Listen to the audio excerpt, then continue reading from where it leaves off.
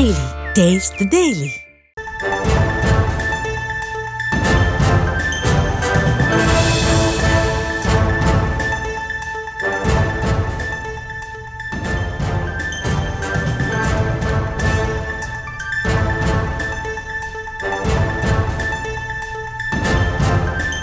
அண்மை செய்தியை பார்த்து வருகிறோம்.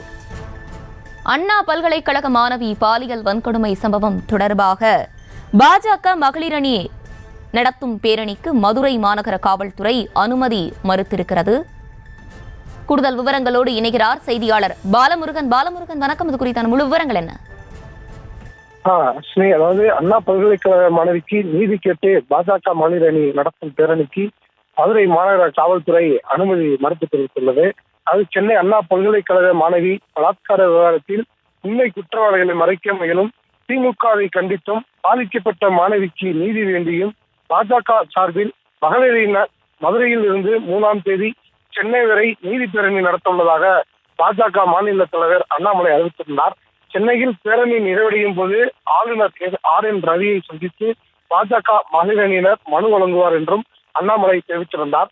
இந்த நிலையில் மதுரை சிம்மக்கல் செல்லத்தமல்புரம் பகுதியிலிருந்து மகளிர் அணி மாநில தலைவர் குமாரதி தலைமையில் பேரணி செல்ல திட்டமிட்டு இருந்தது. இந்த நிலையில் பாஜகவின் பேரணிக்கு மதுரை மாநகர் காவல்துறை அனுமதி மறுத்துள்ளது. மேலும் அனுமதியின்றி பேரணி நடத்தினால் கைது செய்யப்படுவார்கள் எனவும் தெரிவிக்கப்பட்டுள்ளது. அர்ச்சனை,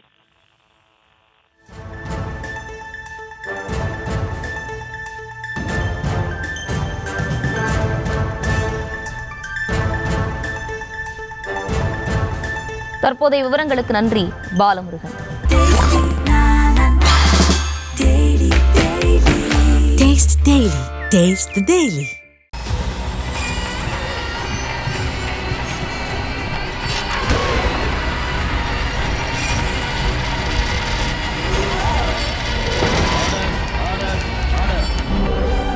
நிகழ்தகவு குற்றங்களின் மறுபரிமாணம். நாள்தோறும் இரவு 10 மணிக்கு இணைந்திருங்கள் நமது நியூஸ் தமிழ் தொலைக்காட்சியோடு.